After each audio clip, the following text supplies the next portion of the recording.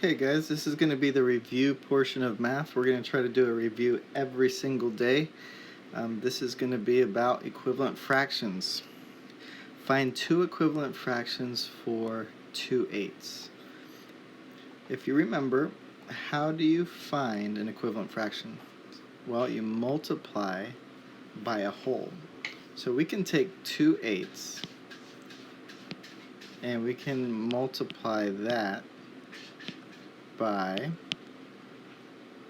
a whole would be, we could do 2/2, or we could do anything we want. But before we do that, let's see what 2/8 looks like. So this would be 1/8. This would be 2/8.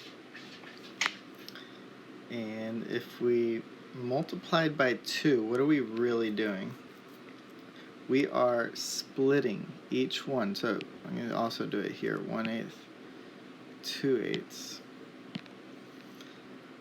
So the top one is 2/8. And the bottom one is 2/8 right now. But if we multiply the top by 2, which is the numerator, so 2 times 2, we would get 4. So the colored in would be 4. So we would go like this. We would take our 2, and now we have 1, 2, 3, 4. But that doesn't make sense because the rest of the stuff, or rest of the boxes, are still larger. So we're going to split those up as well by timesing the denominator by 2.